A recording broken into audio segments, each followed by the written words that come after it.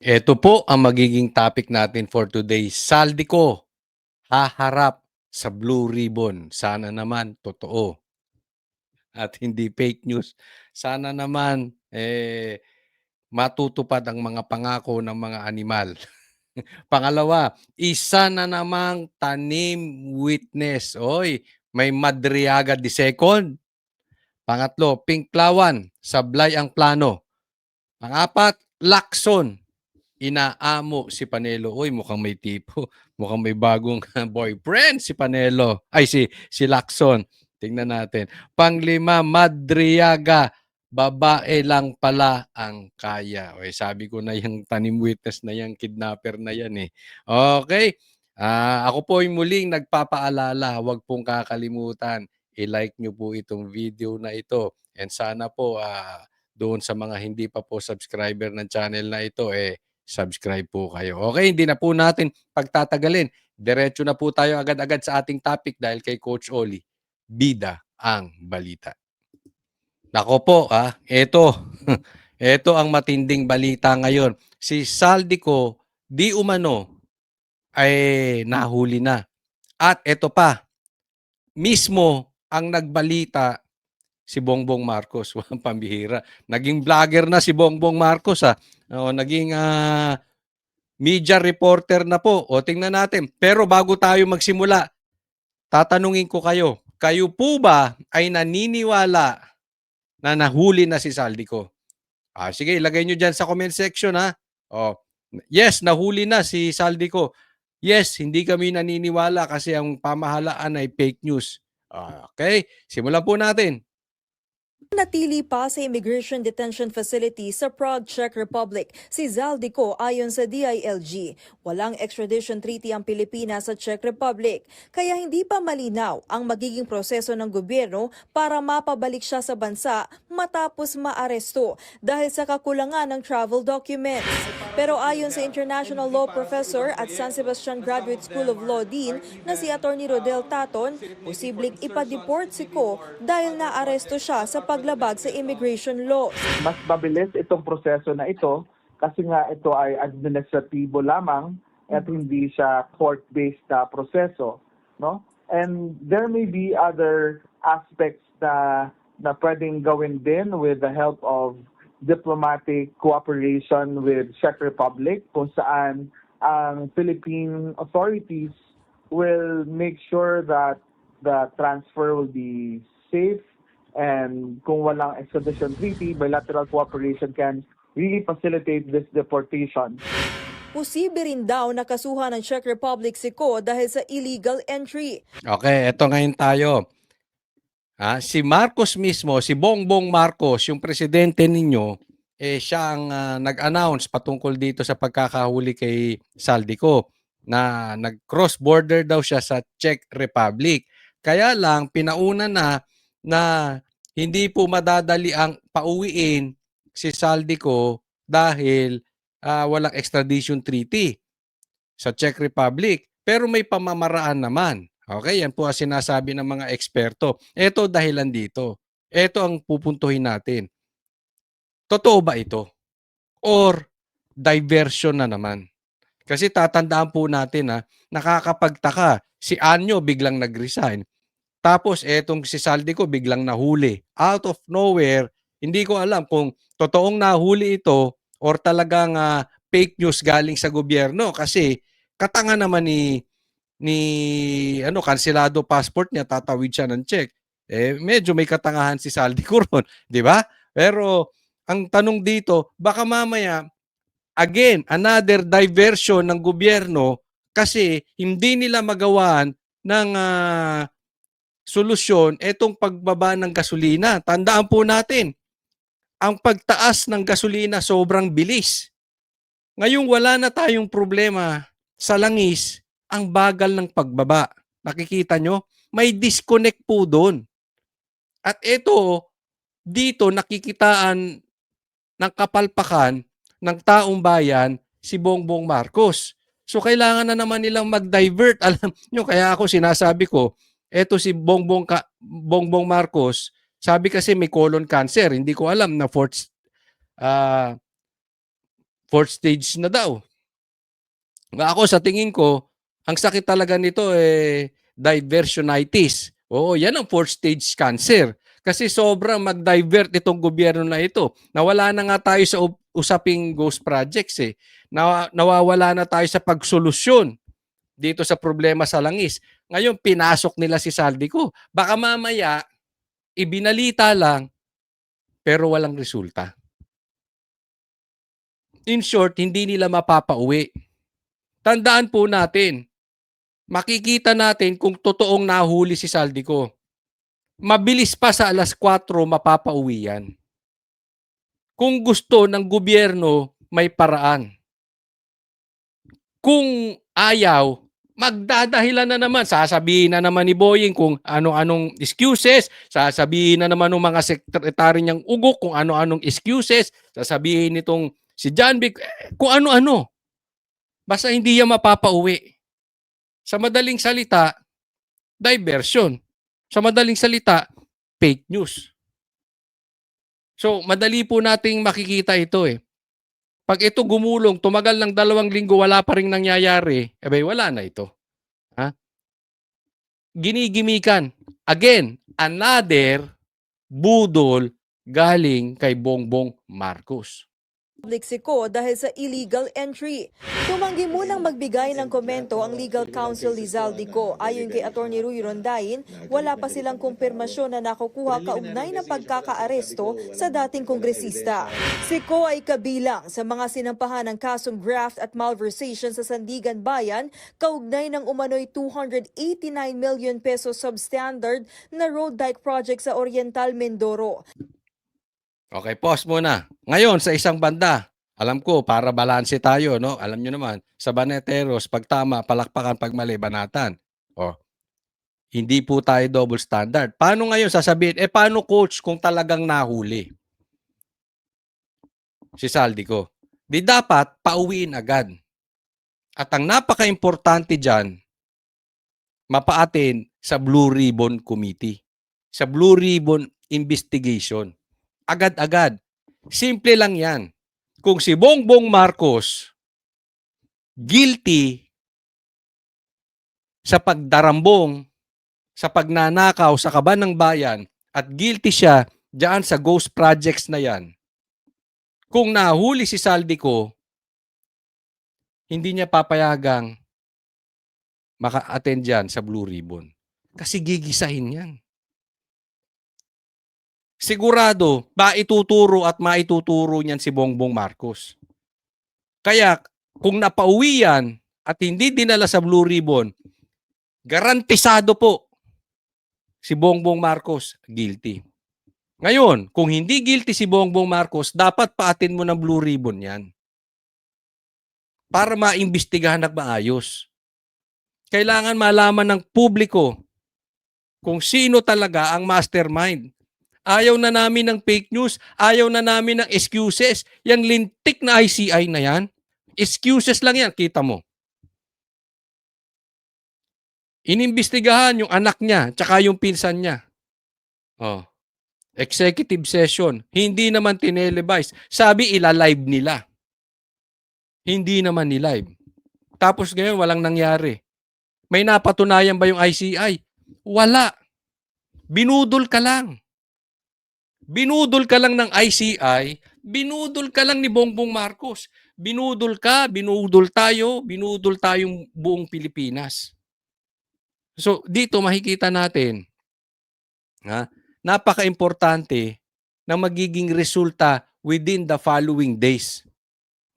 Kung talagang nahuli si Saldico, meron na silang ebidensya dyan. Pansinin ninyo, puro report. Nag-announce lang si Bongbong Marcos, ginaya niya lang si Boying. Pero wala pa lumalabas. Antayin natin.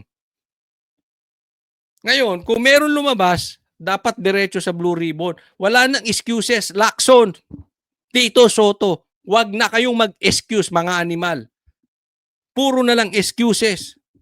Ang gusto naming makarating sa Blue Ribbon, yung Marines, si Chavit Singson, si Saldico, imbestigahan kung sino talaga mastermind niyan. Huwag nyo nang harangin Tito Soto tsaka Ping Lacson. Ang naturang proyekto ay kinontrata sa SunWest Incorporated na pagmamay-ari mismo ni Ko. Walang piyansa ang kasong malversation na isinampa ng Ombudsman kay Ko at gumugulong na ang pagdinig nito sa Sandigan Bayan 6th Division. May hiwalay naman na reklamong plunder na kinahaharap si Ko sa Department of Justice kaugnay pa rin ng flood control scam. Bago mahuli si Prague, may warrant of arrest na si Ko at kanselado na rin ang kanyang pasaporte. Idineklara rin siyang pugante ng Sandigan Bayan 5th Division. Si Ko ang isa sa mga nadidiin sa flood control scandal dahil siya ang dating chairman ng House Committee on Appropriations na bumabalangka sa national budget. Tingnan mo ha, ang pagbabalita. Pagdidiin kay Saldico, si Saldico, si Saldico, si Saldico. Puro kay Saldico. Ha? So kung sakaling nahuli nga ito si Saldico, gagawin itong fall guy. Mapapansin mo na agad eh. Pakinggan nyo agad ang manner ng pagbabalita ng media. Dati na niyang itinanggi ang mga paratang sa kanya. November 2025 naman nang maglabas ng mga serye ng video si Ko kung saan idinawit niya sina Pangulong Bongbong Marcos at dating House Speaker Martin Romualdez sa budget insertions. Katatapos lang ng meeting nila ni Pangulo at may instructions na mag-insert o magpasok ng 100 billion worth of projects sa BICAM. Tinawagan ko po si dating Speaker Martin Romualdez at nireport ko ang instructions ng Presidente to insert the 100 billion projects. At sinabi niya sa akin, what the President wants, he gets.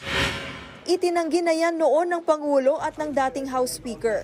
Nitong nakaraang pagdinig sa Sandigan Bayan, isiniwalat ng Anti-Money Laundering Council investigator na aabot sa 802 million pesos ang natanggap ni Ko sa pamamagitan ng mga check deposit mula sa kumpanyang SunWest Incorporated. So balik na naman tayo, no? Itinuro kay Bongbong Marcos, basta sinabi, itinanggi na nung magpinsan. Tapos, yung balita dun sa magpinsan, balik ulit kay Saldico. O, idiin ulit. Saldico ulit. Balita kay Saldico. Ako hindi ko pinagtatanggol si Saldico. Alam ko, marami ring ninakaw to. Pero tatandaan natin, hindi naman ganyang kalakas yang si Saldico. Sino ba yan sa congressman? May nagpapatakbo dyan. And definitely, yung House Speaker. Sino bang may control ng House Speaker? Sabi nga ni Basti, ang talagang nagpapatakbo ngayon ng Kongreso is si Charis. Oh. So definitely si Bongbong yan. Mula 2019 hanggang 2025, ayon sa prosecution, mapapagtibay ng mga financial transactions at bank records na beneficial owner si Ko dahil siya ay nakikinabang pa rin sa mga kontrata na nakuha ng SunWest sa DPWH. Ito ay kahit pa So sa madaling salita, nag-ikot-ikot na po yung balita. Hindi natin alam kung meron na bang talagang positive, confirm na balita na nahuli nga si Saldico. Lumabas lang dito sa balita, parang idiniin si Saldico. Kaya po, tingnan nyo tong balita na ito dahil konektado po to dito. Eto po tingnan po natin, nakita ko ito, kakapost lang po ito ni Attorney Harry Roque. Fake news alert. Saldi has not been arrested. No Filipino was apprehended in Prague. Bakit presidente pa ang nagkakalat? Ganyan po katindi. Fake news. Bakit presidente pa ang nagpe-fake news? Ulitin ko hindi ko po sinasabing totoo itong sinasabi ni Attorney Roque. Hindi ko sinasabing ganon. No? Pero syempre, ito si Roque, hindi naman basta magbabalita yan ng kanyang, nang wala siyang nalalaman patungkol dito. Kasi nga siya ay nasa ibang bansa. No? So nababalitaan niya kung meron bang nahuling Pilipino. Okay, so kung ako tatanungin, wala po akong personal, ulitin ko, wala akong personal knowledge kung nahuli nga si Saldico o hindi. Hindi ko talaga alam kung nahuli si Saldico o hindi. Pero sa aking palagay, sa aking opinyon, tama po si Roque, hindi po nahuli si Saldico. Kasi kung nahuli si Saldico, bakit walang nilalabas na ebidensya? Dapat yan kahit sa ibang bansa may balita na rin yan. Sinasabi, hindi naman basta-basta naglalabas ang ibang bansa. Pero napaka-unusual na bakit yung presidente ang bigla-biglang mag-a-announce. 'Di ba? Out of nowhere, hindi ko maintindihan eh. Yung presidente ba natin vlogger. Ganito lang kasimple. Kung totoong nahuli si Saldico, sana si Attorney Roque tumigil ng kaka-fake news. Ganun lang 'yan. 'Di ba? Kahit naman kaibigan, pag tama, tama, pag mali, mali. So wag sana magbibigay ng fake news. Pero kung tama ang binabalita ni Attorney Roque, loko-loko talaga tong presidente natin. Isipin mo, kung ano-ano ang naratibo na sinasabi nung kanyang spokesperson na pinagtataguan sa palda na si Auntie Claire na ang DDS daw ang fake news peddler. Number one fake news yung presidente na yan. Ako, may personal knowledge sa pagiging fake news niyang presidente na yan. Dahil sinabi niya ni isang baril walang pumasok sa KOJC. Nung siege. Nandoon ako. 3,000 hanggang 5,000 pulis ang nasa loob. Lahat po may baril, yung iba nga 2 pa. Pati nga hindi pulis, sinuutan nila ng damit na pulis. Ganyan po kalupit dyan. Kaya hindi po totoo na walang armas ni isa. Lahat po naka-armas. So doon pa lang alam ko na, personal knowledge, fake news yung presidente na yan. Nakita ng mata ko, hindi ko lang nabalitaan. And yung mga sunod pa na balita, talaga namang matindi po ang pagpe-fake news ng presidente. Diba?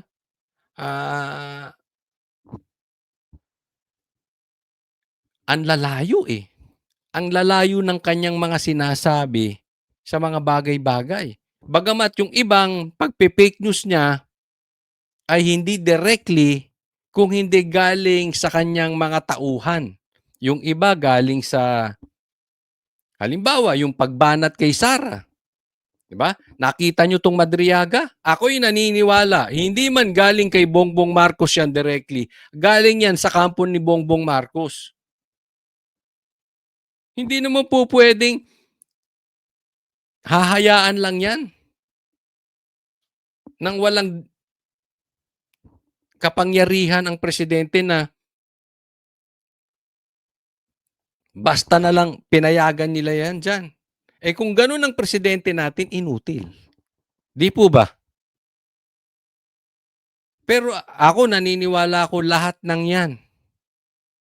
Lahat ng mga nangyayari, may kapangyarihan ng presidente. Kahit yung sa ghost projects na sinasabi nilang wala silang kinalaman, imposible, hindi ako naniniwala. Hindi napadalahan ng maleta itong si Presidente Marcos nyo. Imposible yun.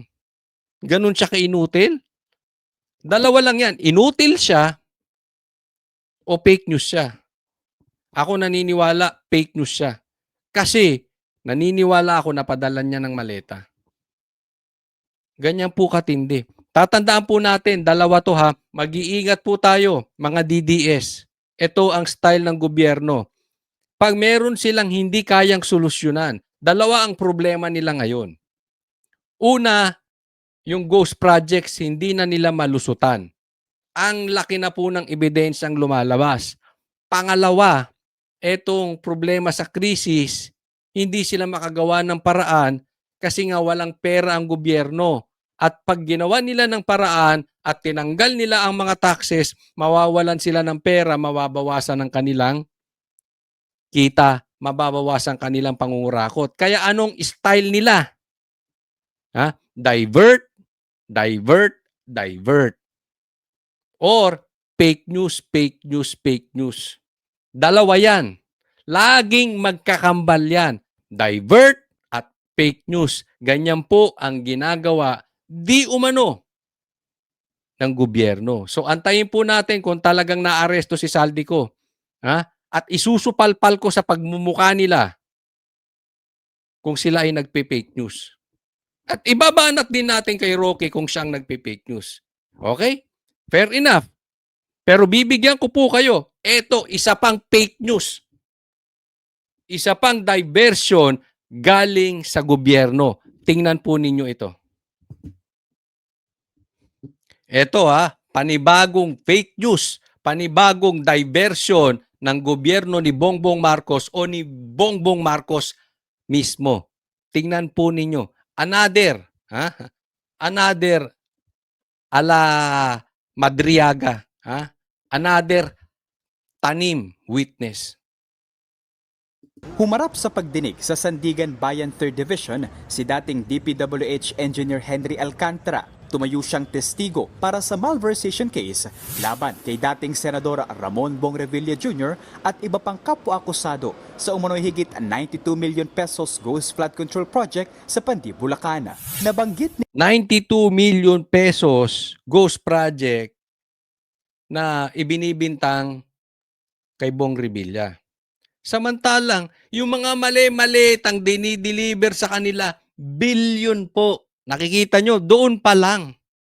Ang laki na ng pagkakaiba. Nagfo-focus sila kay BP Sara sa 150 million confidential funds. Pero hindi nila kayang tingnan yung billion na confidential funds ni Bongbong Marcos. Same thing dito.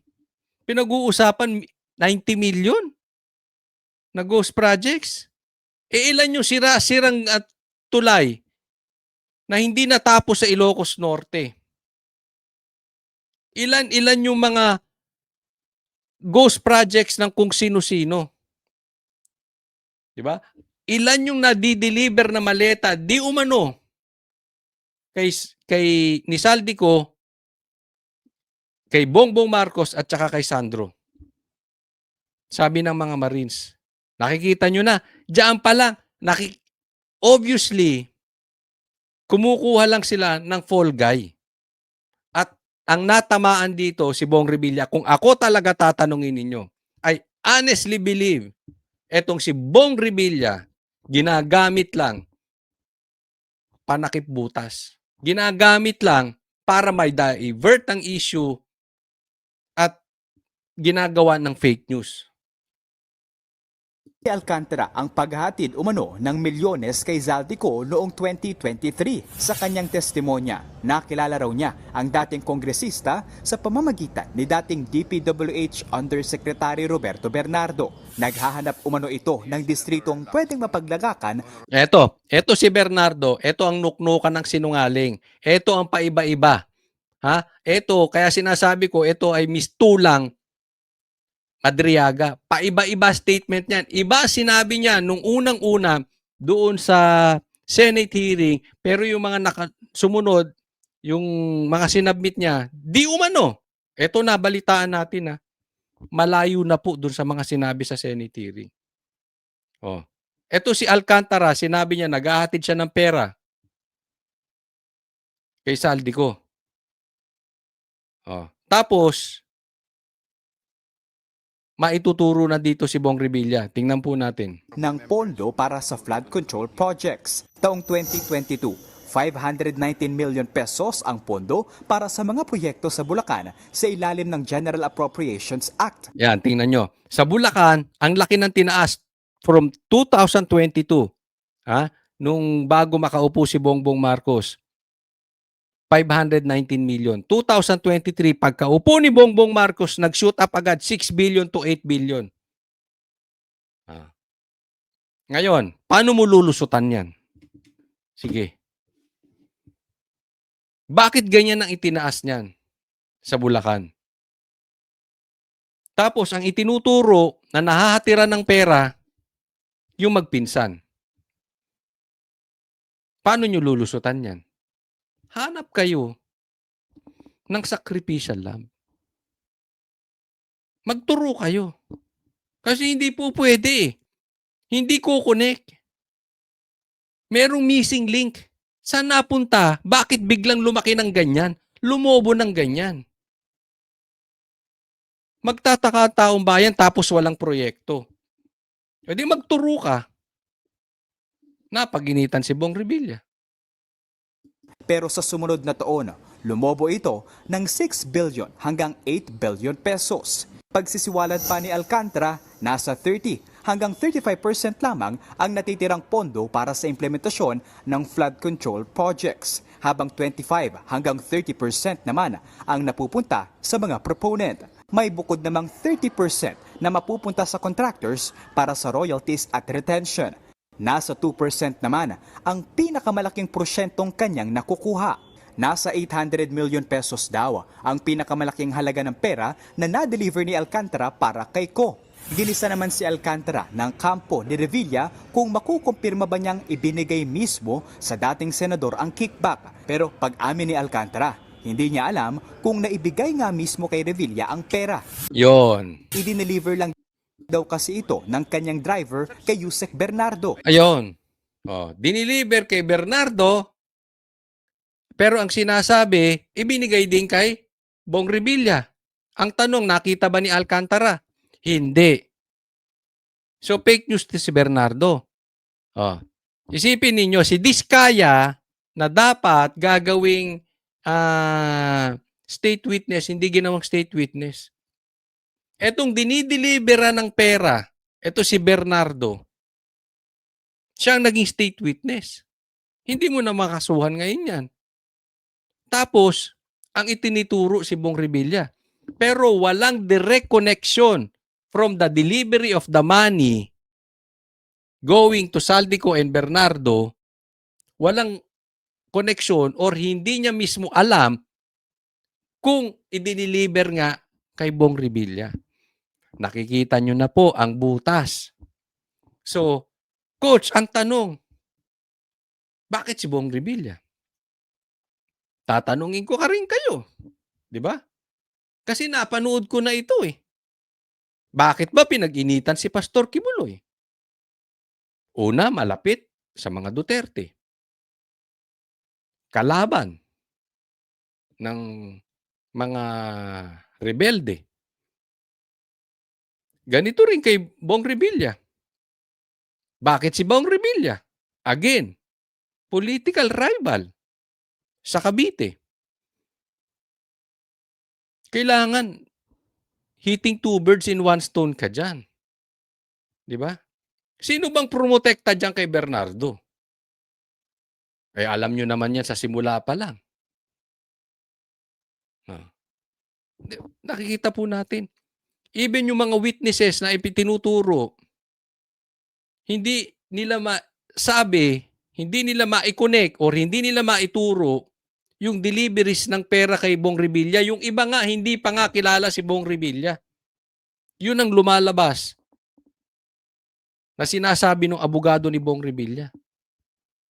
Kasi nung tinatanong sa hearing, ang sagot, walang connection kay Bong Revilla. Nakukuha nyo po. Ganun po kalupit dito. Ganyan po ang nangyayari ngayon. Kaya nga, alam mo, si Kiko Barsaga, di ba nakulong? Isipin mo yung mga magnanakaw, hindi nakukulong. Alam mo, sa panahon ngayon, sa panahon ni Bongbong Marcos, kung sino yung nakukulong, sila yung walang kasalanan. PRRD, Pastor Kibuloy, Kiko Barsaga, at saka si Bong Revilla. Nakikita nyo? Hindi po tsamba yan. Consistent po yan. Hindi isolated case. Ganyan po sila. Kaya ngayon pag nakulong ka, dapat matuwa ka. Dapat mayabang ka. Dapat pinagmamalaki mo. Bakit? May paninindigan ka eh. Alam mo, tumayo ka sa tama. Kasi ngayon, sinong namamayagpag ngayon? Sino ang bida diyan sa impeachment ni BP Sara? Di sila ding tumanggap. Diba? Sinabi naman ni Tiangco yan, yung pumirma sa impeachment ni VP Sara, yan ang nakatanggap eh. Oh. So, zero yung nanggigipit. Sila yung may natatanggap. Yung walang natanggap, iyan ang kinukulong. Si Bernardo ang nagsabing si Revilla umano ang proponent. It only strengthens our defense all along. That si former Senator Bong Revilla does not have any participation or any involvement in the so-called alleged ghost flood control project. Very, very false. Ano bang gusto niyo sabihin? 1,000%? 100%? It's totally, absolutely false. Ako naniniwala ako dito kay Atty. No? Bagamat di ko siya kilala, pero ilang beses na nangyari to sa gobyerno eh. Di ba? Ilang taon na si Bongbong Marcos. Pirmi ng pirmi ganyan nangyayari. Ganyan ang nagigipit eh. Hmm. Sa tanong kung saan galing ang pera, sabi ni Alcantara, ito raw ay galing sa mga kontratistang nag-advance payment umano sakaling lumusot sa national budget ang mga proyekto. Pero itinanggi ni Alcantara na siya mismo ay dawit sa anumang ghost projects. Pinagalitan pa nga umano niya ang mga empleyado Saka anong kinalaman sa Bulacan? Ni Bong Revilla, di ba? sa Bulacan 1st District Engineering Office nang malamang non-existent ang flood control project sa Pandi, Bulacan.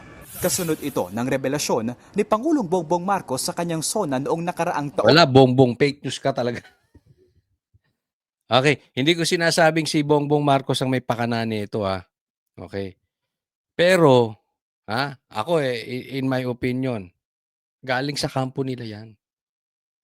Kung hindi man directly kay Bongbong Marcos, galing yan sa mga nakapaligid sa kanya. Sa kampo nila. Para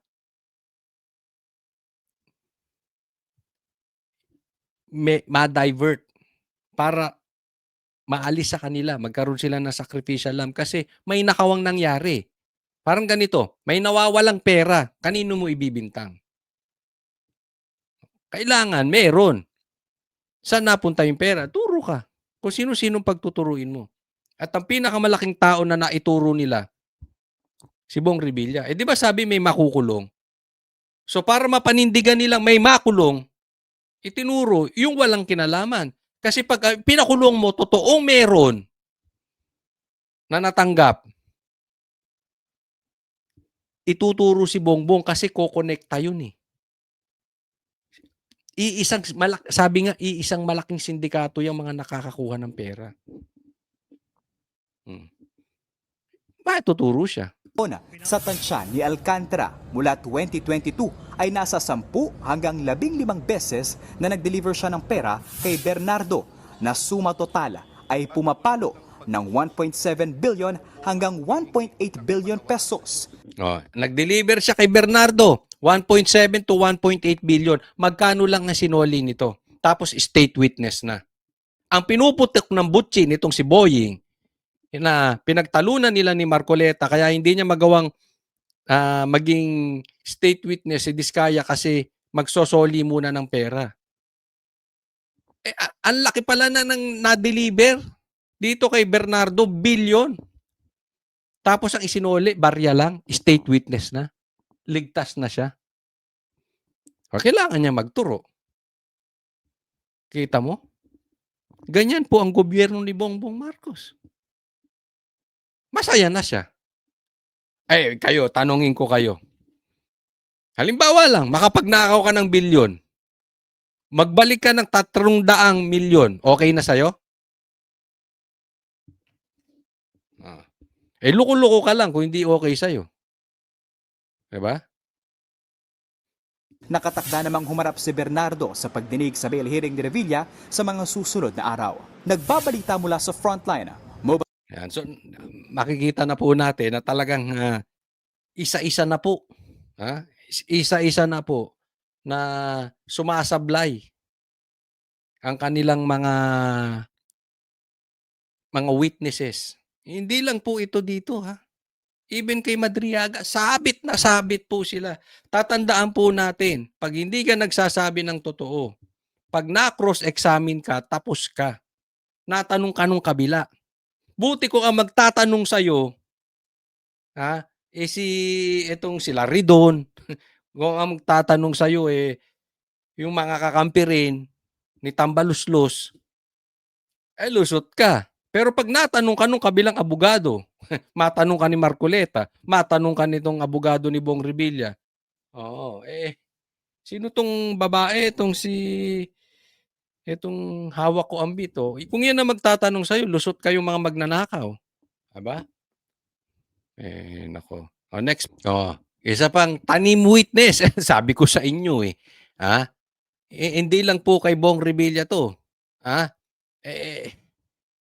Kahit yung kay Pastor Kibuloy, tanim witness din, galing di umano kay Risa Ontiveros. Eto rin.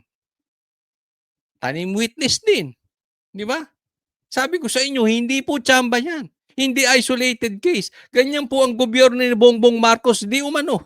Kailangan lagyan natin ng ganun Kasi, puro sablay ang mga witnesses. Kita mo ito. Tingnan natin to si Madriaga. Ganyan, pareha sila Etong si Bernardo at saka si Madriaga na i-compare ko.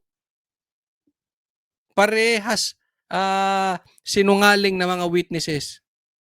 Bumalag ang nagpakilalang bagman ni Vice President Sara Duterte na si Ramil Madriaga sa hamong suntukan ni Davao City Mayor Baste Duterte. Kumasa si Madriaga, isa raw karangalan ang makipagsuntukan. Okay, teka muna Okay, bago natin simulan, kasi nagkahamunan na suntukan, tingnan nyo po kung paano ibinalita ito. I-observe nyo ang quality ng balita ng mainstream media. Kayo na po ang humusga.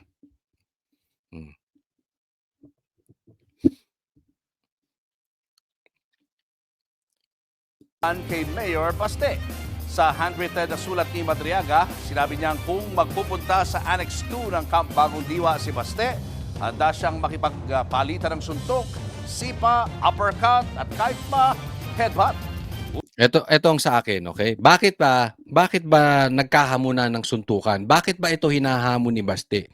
Kasi fake news to. Kasi sinabi niya na sinabi daw ni PRRD na bakla si Baste. Doon pa lang fake news na Yeah. Alam mo, ako nabiktima rin ako niya ng ganyan. May nagbalita sa akin na isang bakla ay bakla daw din ako.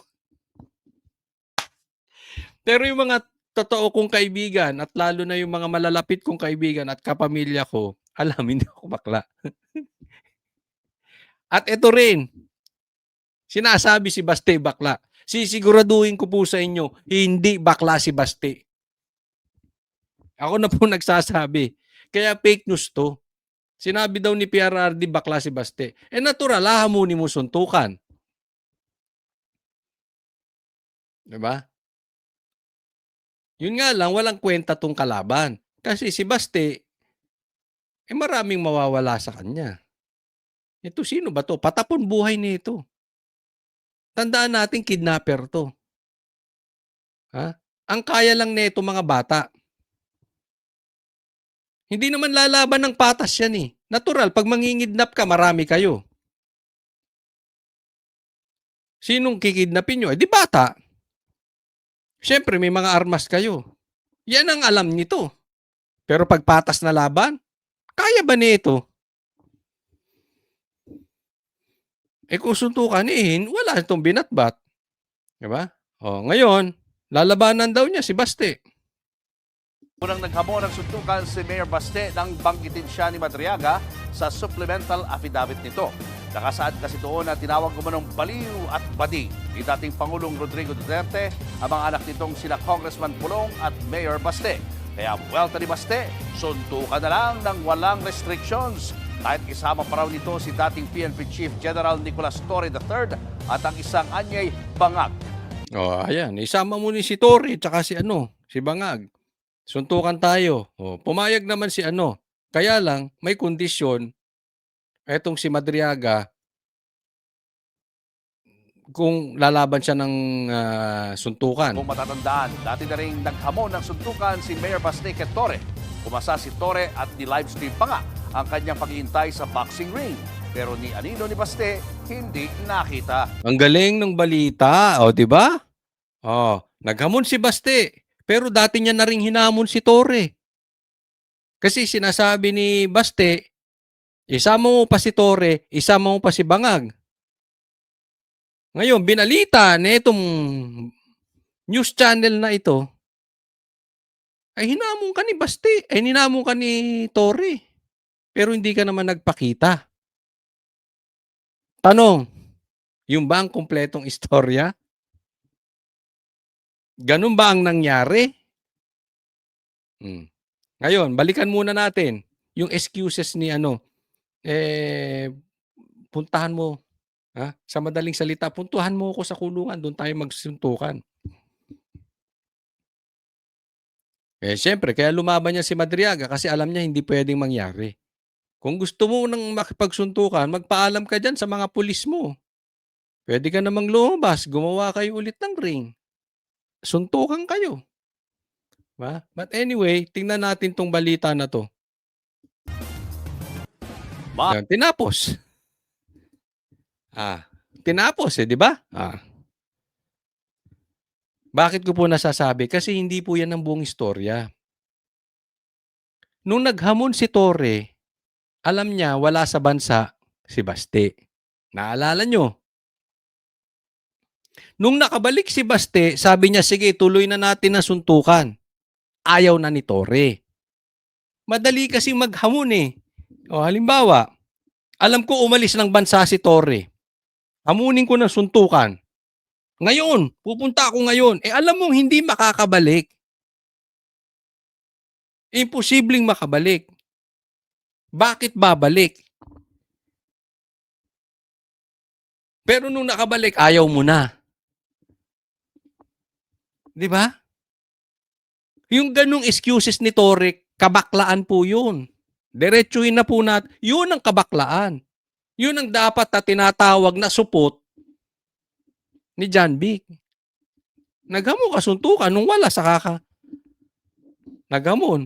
Nung bumalik, ayaw mo na. Yun ang nangyayari. Anyway, tapos na yun. Medyo hindi ko lang nagustuhan yung pagbabalita. Bakit? Kasi totoo naman yung pagkakabalita, hindi naman fake news. Ang problema may kulang.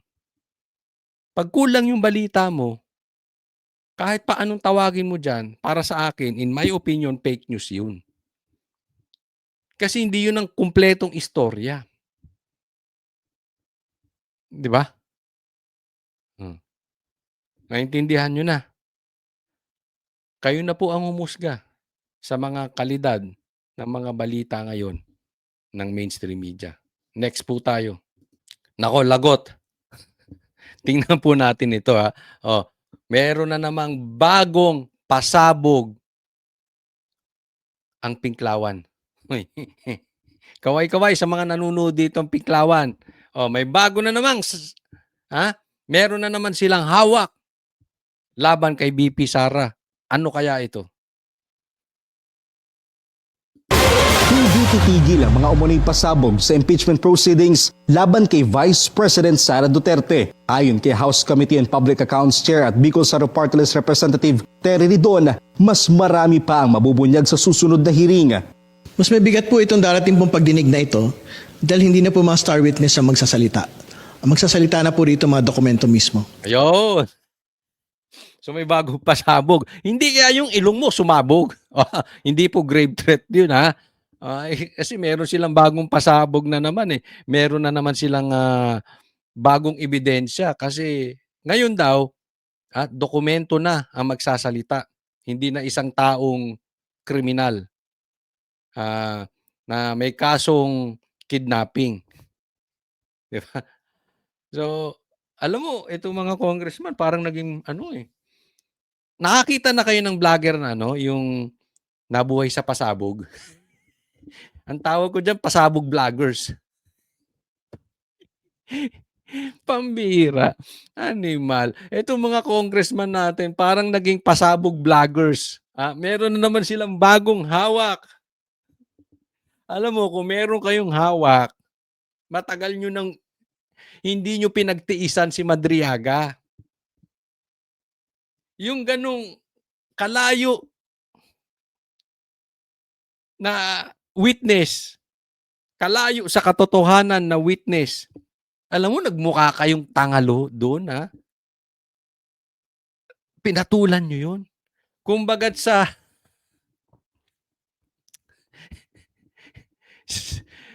manliligaw hindi ka na namili. Basta ka na lang pumatol. Ganun kayo kadesperado. Ramdam ng taong bayan buong Pilipinas kung gaano kayo kadesperado. Kaya wala kayong hawak. Kasi kung meron kayong hawak, hindi nyo pinapatulang kung sino-sino.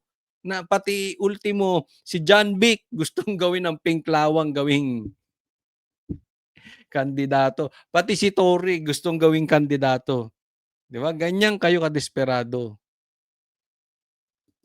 Kabilang sa mga ipinatawag ng House Committee on Justice, sina former Senator Antonio Trillanes para sa Isa pa to si Trillanes. May pinanalo ka na bang paso? Kinasuhan din ako niyan eh. Good luck sa'yo. Pag na-dismiss yan, akong kauna-una ang tatawa sa'yo. Isipin mo, kinasuhan ako nitong mama na ito. Dahil na-interview ko lang yung 18 Marines. Trabaho ko yung tanga. Isa't kalahati kang tanga. Demanda mo ako ulit. Akala mo, ang Banateros, makukuha mo sa paganyan-ganyan. Ha? Ikaw uhugin ka. Umatras ka naman dyan sa mutiny. Ano pa nga sinabi nung kasamahan mo sa 18 Marines? Duwag ka raw. Traidor ka pa daw. Huwag nga kaming tinatakot mo. Iniiwan mo yung mga kasamahan mo ron. Magdemanda ka ulit. Masama na mag-interview. Huwag mo sabihin, sa susunod, ikaw ang iimbitahin, ikaw naman ang iiyak. Kayo mga pinklawan, tigil-tigilan nyo na yung mga gimmick ng mga tanim witness nyo na iyak ng iyak. Di ba? Bumenta ba? Sige, tanungin kita. Bumenta ba yung paiyak-iyak ni Madriaga? Hindi kasi sinasabi nila, ito daw si Madriaga, pabaon, pakawala. Di umanon ni Trillanes at ng mga pinklawan. Di ba? Sige, ikaw naman ang susunod. Ikaw naman umiyak. Gusto kong umiyak ka, Nimal. Kung ano drama mo. explained wealth ng mga Duterte at si Ombudsman Jesus Crispin Rimulya para sa salin ng bise. Magsama pa kayong dalawa. Balikan natin. Yung anak nito, nahulihan. Di ba? Mabilis pa sa alas 4, dismiss. Nagpadala ng sa bahay ng high-grade kush. Nabalita yun, di ba? Tapos na-dismiss na. Galing, no? Tapos yung PIDEA chief, napalitan agad. Siya yung DOJ secretary nun. Sila ngayon magbibigay. Yan ba yung sinasabi ni Ridon, may pasabog kayo?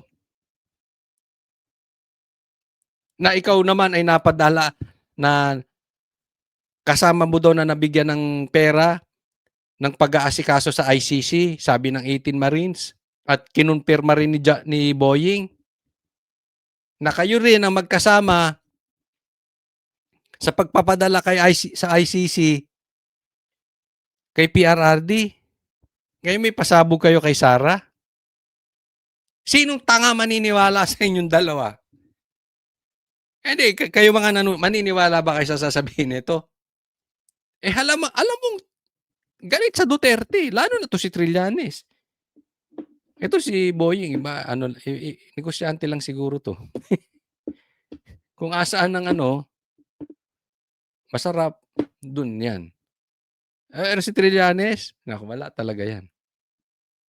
Dek, sige, tanong kayo, maniniwala ba kayo kung ano pa ilalabas na ebidensya nitong dalawa? Yan na ang star witness nyo. Ridon, sila na ang pasabog. Wow. Good luck. Pero tila imposible na raw na sumipot pa si VP Sara sa Kamara. Siyempre sa dulot-dulo naman ho, yung pong pangalawang Pangulo po yung magpapasya, kung magpapakita siya o hindi. Dahil pag nagpakita siya, ma-dismantle na po yung posisyon nila sa Korte Suprema dahil kina-question niya ho yung pong pagkakaroon mismo ng proceedings.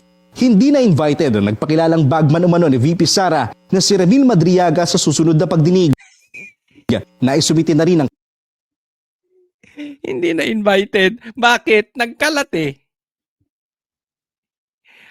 Believe ako rito, pag nasampa yung impeachment at talagang nagkaroon na ng pagdinig sa Senado, kasi sa Senado po talaga didinggin yan. Baka umihi sa salawal ito pag natanong to ni Marcoleta.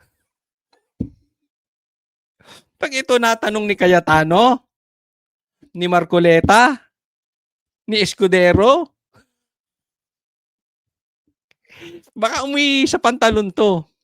Kaya lang, si Lacson, kahit hindi tinatanong, baka siya naman ang sumagot. Yung mag-boyfriend. Itong dalawang mag-boyfriend na si Lacson at saka si Tito Soto. Kahit hindi sila tinatanong, sila sumagot. Walang alam to, anong isasagot niyan? Lahat ng sinabi niya kasinungalingan, pati yung painting. Magkaibigan daw sila ni Sara pero meron siyang fan sign. Gago rin no? Ngayon, hindi na iimbitahan sa susunod. Bakit? Nagkalat. Kung matibay yung ebidensyang binitawan nito, si Madriaga, at ito ay totoong witness na totoong malapit kay Sara, pauulit-ulitin nila yan. Kahit pilipitin ni Marcoleta leeg niyan, yung totoo, totoo.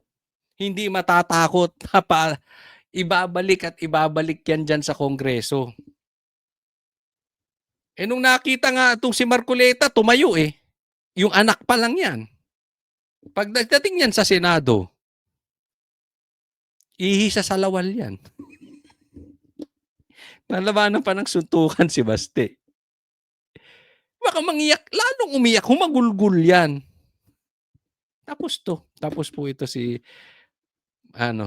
Madriaga. Kaya ayaw nang imbitahan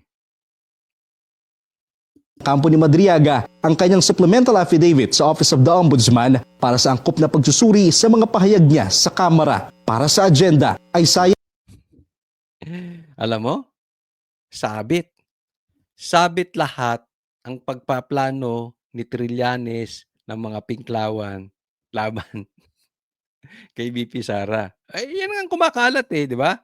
Kayo na humusga. Pero kung opinion nyo, tatanungin ko. Lahat nitong mga planong ito, kargado, pakawala ng pinklawan.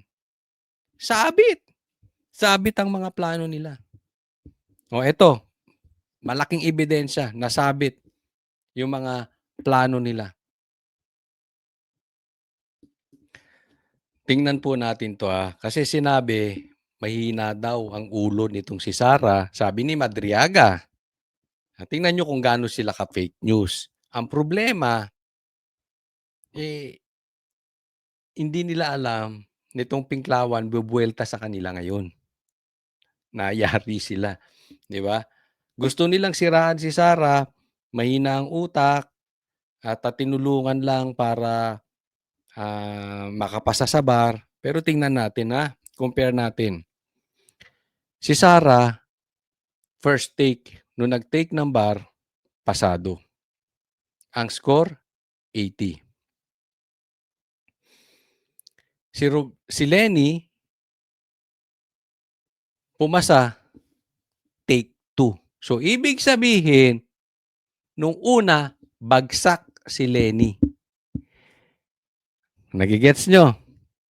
Si PRRD, pasado rin. Again, one take. Gets? Gusto nilang sirain si Sara nitong mga pinklawan para umangat si Lenny. Ang problema, pag fake news, pag nag-iisip ka ng masama sa kapwa mo, ayaw niyong lumaban ng patas, hindi niyo alam, yung mga pinagpaplano ninyo, bumabalik. O di bumalik. Sinong nasira dito? Nalantad tuloy si Lenny take 2 sa bar. Eh sino mahina utak? Yung take 1 o yung take 2?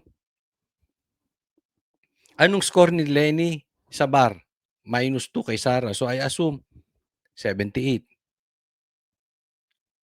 Si Sara kasi 80. Puntahan pa natin. Si Risa Ontiveros, yung pinagmamalaki ng pinklawan bukod kay Lenny. Hindi abogado. Si Bongbong Marcos, na kinakain suka ng dilawan. Hindi rin abogado. So, sino nasira? Yung sinasabi nilang mahina ang utak ni Sara. Kasi alam mo, binanggit pa yan eh. Hindi ko nga maintindihan ba't binanggit pa ni Madriaga yan. Halatang halata na hinug sa pilit, pinagpilitan lang ibanggit kasi wala namang connection yan dun sa confidential funds. Kailangan lang niyang banggitin para masira si BP Sara. Yun lang ang purpose. Wala pong connection sa pagnanakaw sa kaban ng bayan. Pero dahil sa kadesperaduhan ng pinklawan, ginawa nila. Ay, ano ngayon? Nagbuwelta. Di ba lugaw yan si Lenny? I mean, siraan nyo na siguro si Sara sa ibang lugar. Wag na yung pagiging kurap or yung mahina ang utak. Kasi babalik po sa inyong lahat. Next. Eto. Pag-usapan po natin. Parang medyo nagbaw dito si Ping Lacson kay Panelo. Medyo parang parang type ni type ni Lacson si Panelo. Sige, pakinggan po natin. Kahapon, we had Attorney Sal Panelo on the show, and he says he's confident only 4 members of Senate will vote for the Vice President's conviction. And I will quote you exactly what he said. Sabi niya, 4 na pusakal. yes, sa trial, maniwala kayo, 4 lang ang boboto ng conviction. Kasi yung mga pusakal na kontra kay VP Sara, si Ontiveros, si Pangilinan, si Lacson, si Soto, yung 4 na yon, definitely conviction yun. Can I have your response, please? Alam mo, much as I don't want to comment on a nonsensical comment or statement, pero dapat sagutin din bakit marunong pa siya sa amin? Ako, walang pwede magsalita on my behalf. I can speak for myself, except the evidence. Sinabi ko na yan we'll always be guided by the evidence. Wala. So, ganito lang.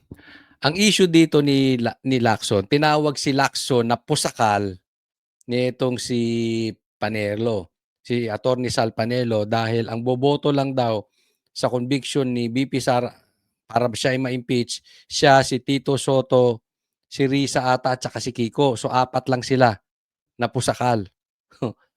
Sabi niya, bakit mo kami pinangungunahan? Yan ang sinasabi ni Ping Lacson. Marunong ka pa sa amin. 'Di ba? Kami lang nakakaalam at wala kang karapatang magsalita in my behalf. Hindi naman kailangan. Obvious naman Obvious naman na ayaw nyo kay Sara. Kasi nga, hinarangan nyo ng lahat ng investigasyon dyan sa Blue Ribbon para maimbestigahan yung mali-maleta. Yung imbestigahan ng pagnanakaw sa flood control. Sino bang humaharang? Hindi ba obvious? Tanga ka ba, Lacson? Or ginagawa mong tanga yung taong bayan? Halatang halata naman ng taong bayan, ayaw nyo Pinatatagal ninyo yang hearing diyan sa ghost projects, diyan sa flood control scandal. Tapos pumuputok yung butsi mo diyan para kang bakla. Pa tayo doon. Bakit pinangungunahan niya at tatawagin pa niya kaming pusakal? Anong confrontation? Anong lalagay niya kami on the spot? Ba't mas marunong pa siya sa akin? Bakit mas marunong pa siya kay Risa? Ba't mas marunong pa siya kay Kiko? Ba't mas marunong pa siya kay SP? Bakit manghuhula ba siya? Eh kung sabihin ko siya yung pusakal na manghuhula, Eh di sabihin mo, karapatan mo yun eh. Di ba? Parang ang baklang pumuputok ang butsi mo dyan. Ito si Lacson. Nakikipagtara. Well, normal na sasabihin. Wala ba, hindi na ba pwede magkaroon ng opinyon ng taong bayan sa inyo? Bakit ka onion skin? Natural, nakaupo kayo. Kahit ako tanungin mo eh. Pupustahan ako? Kung boboto ka ng conviction kay Sara o hindi, yun din nasasabihin ko. Boboto ka, kayong dalawang mag-boyfriend na si Tito Soto. Oh. Edi, kung iba, edi tawagin mo rin pusakal si si Lacson. Oh. Ano mo naman kabaklaan yan? The idea that... Maximum daw 6, sabi niya, maximum 6 senators. Pero usually... Baka daw umabot naman alam ng mo, 6. bakit nababasa niya ba ang isipan ng bawat senador? Mo, kami, nag-usap-usap na rin kami eh. At least some of us, Ang titingnan namin yung pasong ng ebidensya. Kung ebidensya, kasi kami, nasa microscope kami niyan ng publiko kasi definitely... So, ang punto ni Lacson, ang titingnan nila ebidensya. Naniniwala kayo doon. Hindi political color. Lacson naman, para kang pinanganak kahapon. Sa publiko yung trial. As in the case of former CJ Corona, no? Nasa Microsoft kami, kaya babantayan kami dyan, whether or not may intention kami tumakbo pa o wala na. Nagmamasdan kami, obserbahan kami, at kung malabo naman ang ebidensya at pagkukonvict pa rin kami, ano mahihita namin doon? Yun ang iwanan naming legacy, dalawa ni Senate President. Ano mahihita nyo? Maleta. Ano mahihita nyo? Bayad utang. Nanalo kayo, di ba? Hindi ko po sinasabi mga koraptong mga to. Ang sinasabi ko yung possibility na anong mahihita nyo. Ano bang nahihita ng isang politikong nagsisinungaling? Ano yung first time?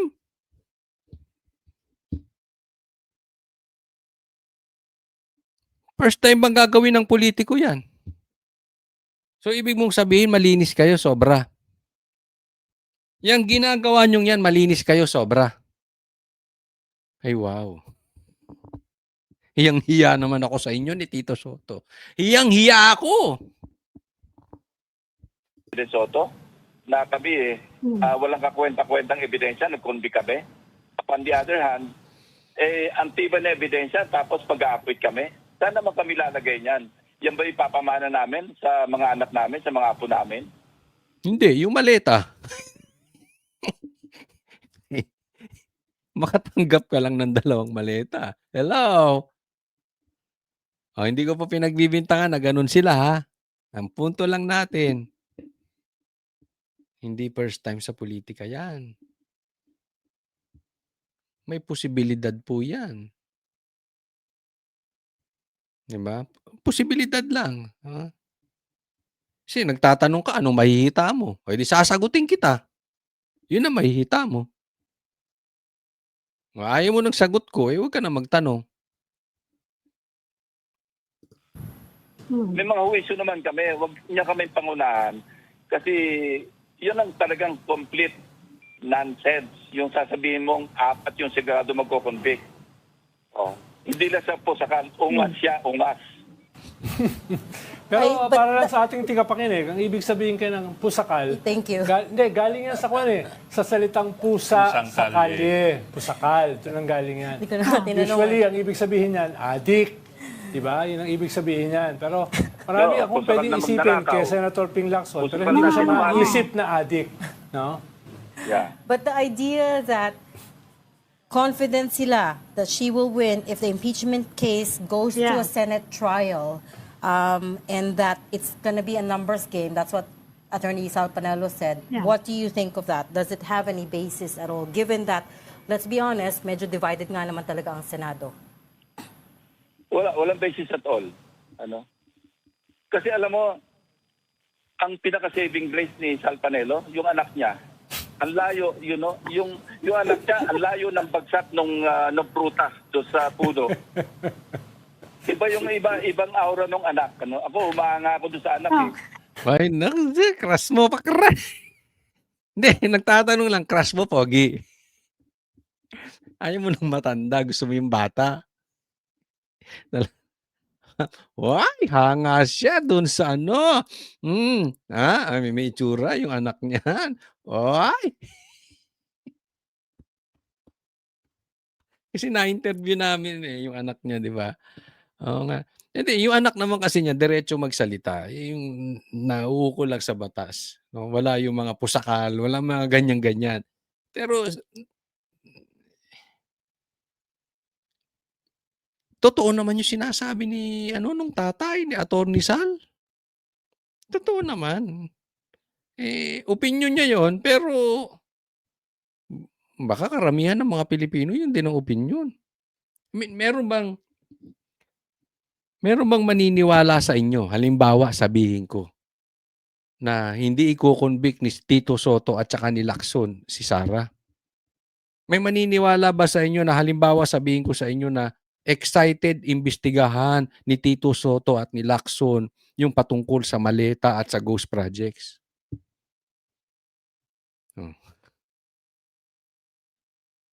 Pero saan kumuha ng ganong ugali yung anak? Yung tatay niya, ang layo eh. I don't know. Tawa ng tawa, baka mamaya matrouble ka na naman. 18 to 20 daw yung Alam mo, 18 to 20 yung expected niya. Alam mo, ano. sa kagaganyan niya, baka malaglag siya from the kisam eh.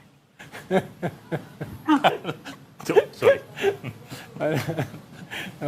Dati rin, Alam sigurado mo ba yung mga sila hindi nalalaglag aabot sa sa kisam eh? ICC. Kung ano yun? Yes, sir. Ano yun, Ako alam ano ko yun? yun. Hindi ko alam. But, so Tanong nyo no, kay Ronald, kung ano yung minsan nalalagdag sa kisame. Galing sa kisame. Si Pilio. Tuko, Nalalaglag siya. Butiki. I don't know what tuko is. Pilio. Hindi mo nang tuko. Lizard, But gecko. anyways, It's a Tuko, lizard, gecko. no? It's a lizard. Hindi ko sinasabi na kamukha ni Lizard. Panero yung lizard. But the reason I keep coming back to this is, yes, so you don't think there's any basis? Kasi, when you look at how the Senate votes now, even case in point yung partial report niyo, Senator, they're mostly doing so along party lines, hindi ba? I don't know. I can only speak for myself. Ako titingnan ko ebidensya eh. Wala akong decision ngayon eh. Okay. Nanood nga ako doon sa testimonya ni Madriaga, pero wala, siguro mambibig ko eh. Bakit ako magko-comment? Magiging senator judge ako. Parang it's almost a certainty na Correct. itatransmit sa amin yung articles of impeachment. Yeah. Even to comment positively or negatively doon sa testimonya ni Madriaga, yun lang, inappropriate na eh. Yeah. Wow.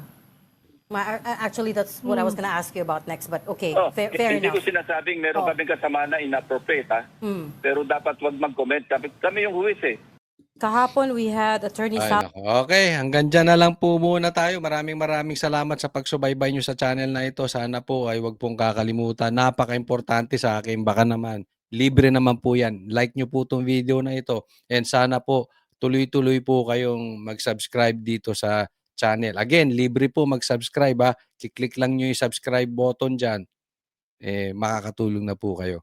Maraming salamat sa patuloy na pagsubaybay kay Coach Oli News. God bless everyone.